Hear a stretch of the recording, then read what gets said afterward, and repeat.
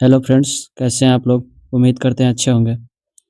तो आइए हम लोग आज डिस्कस करते हैं डीटीएबी के बारे में। डीटीएबी का फुल फॉर्म होता है ड्रग टेक्निकल एडवाइजरी बोर्ड। तो ये हमारे सेकेंड यूनिट में मेंशन है।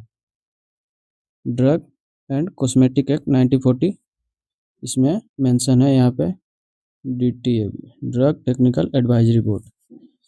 ये हमारे फार्मेसी का सिलेबस है, 5th सेम जूरिस्प्रूडेंस का।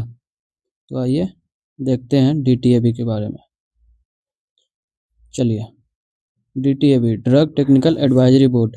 It is a statutory technical advisory board constituted under drug and cosmetic act. यह एक स्टैट्यूटरी टेक्निकल एडवाइजरी बोर्ड है, बॉडी है, जो कि ड्रग एंड कॉस्मेटिक एक्ट 1940 के अंदर बना हुआ है। Which advise the government on technical matters related to drug and cosmetics.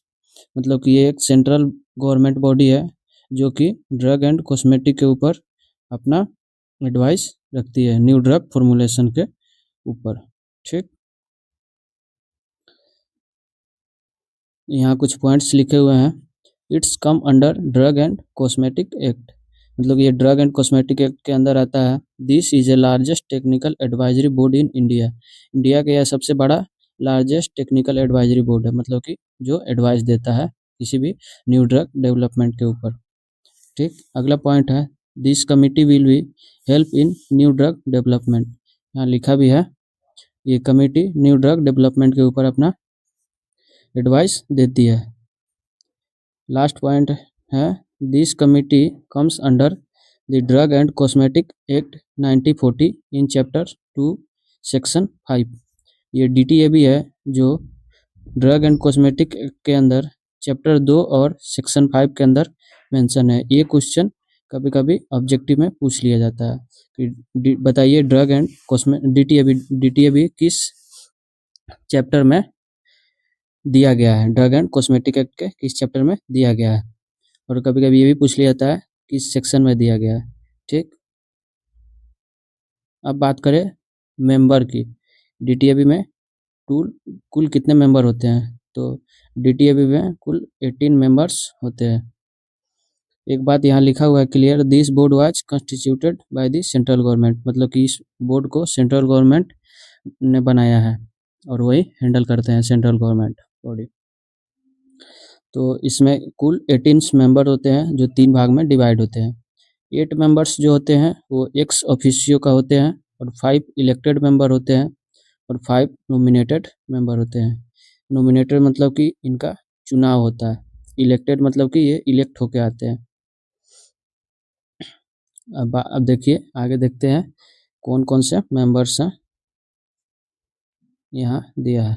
देखिए एक्स ऑफिशियो मेंबर्स, इसमें एक पर्सन जो होता है director general of health services का होता है, जो चेयरमैन होता है।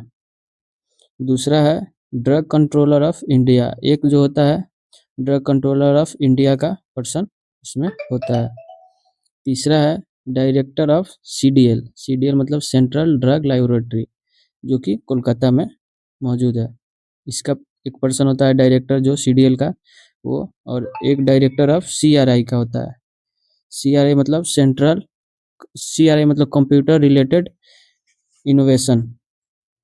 ठीक, और एक डायरेक्टर जो होते हैं IVRI के होते हैं, इंडियन वेटनरी रिसर्च इंस्टीट्यूट का जो डायरेक्टर होते हैं इसमें मौजूद होते हैं।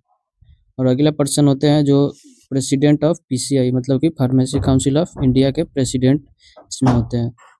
अगला है प्रेसिडेंट ऑफ MCI मतलब मेडिकल काउंसिल ऑफ इंडिया। इसका अगले पर्सन है डायरेक्टर ऑफ CDRI का फुल फॉर्म होता है कंट्रोलर ड्रग रिसर्च इंडिया, जो कि लखनऊ में उपस्थित है। ठीक, अब बात करें नॉमिनेटेड मेंबर का, तो इसमें कुल 5 मेंबर्स होते हैं। जो 2 मेंबर्स होते हैं वो सेंट्रल गवर्नमेंट के द्वारा चूज किए जाते हैं, नॉमिनेट किए जाते हैं। ड्रग कंट्रोलर इन स्टेट मतलब स्टेट के ड्रग कंट्रोलर जो होते हैं वो इसमें होते हैं। यहाँ लिखा है 2 person nominated by the central government के द्वारा नॉमिनेट किया जाता है। इंचार्ज ऑफ ड्रग कंट्रोल मतलब कि ड्रग कंट्रोलर होते हैं स्टेट के। और 1 person nominated by central government from pharma industry. एक जो पर्सन होता है वो फार्मा इंडस्ट्री का एक्सपर्ट होता है। और आगे लिखा है 2 पर्सन, मतलब 2 और जो पर्सन होते हैं वो गवर्नमेंट एनालिस्ट होते हैं, जो कि सेंट्रल गवर्नमेंट इनको भी नॉमिनेट करते हैं।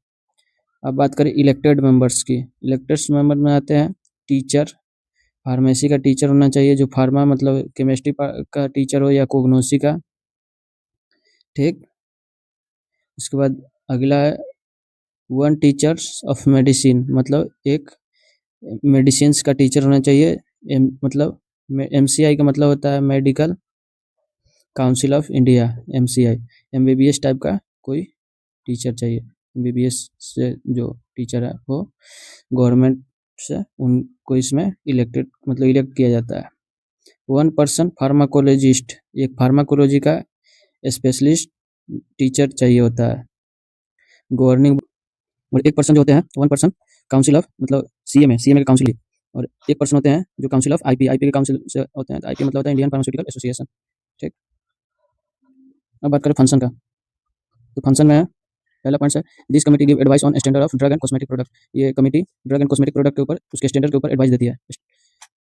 अगला पॉइंट है this committee recommended various amendment on the drug and cosmetic act. ये DTAB committee drug and cosmetic मतलब कि बहुत सारे चेंजेस होते हैं उस पर भी ये अपना एडवाइस देती है, रिकमेंड करती है। This committee give suggestion on guideline, ये कुछ सजेशन या गाइडलाइन देती है न्यू ड्रग डेवलपमेंट के ऊपर, ठीक। It evaluated issue related to drug safety, ये ड्रग सेफ्टी को लेकर इशू को इवेलुएट करती है।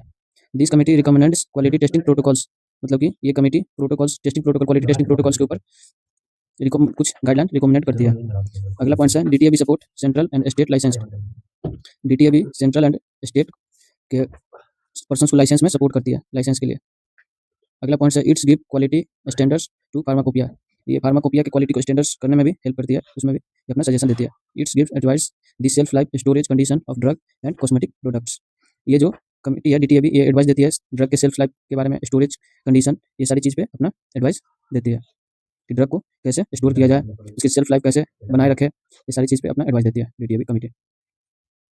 अगला पॉइंट है इट सजेस्ट ओटीसी, ओटीसी मतलब ओवर द काउंटर मेडिसिन को सजेस्ट करती है। अगला है it suggest herbal and traditional drugs, ये हर्बल एंड ट्रेडिशनल ड्रग को भी सजेस्ट करती है। एंड अगला है it suggest vaccine and biological products, ये वैक्सीन को और बायोलॉजिकल प्रोडक्ट्स जितने भी इंजेक्शन टाइप्स के प्रोडक्ट्स हैं इन सारों को सजेस्ट करती है। तो यहीं पे लेक्चर खत्म होता है, मिलते हैं किसी और वीडियो में, तब तक के लिए धन्यवाद।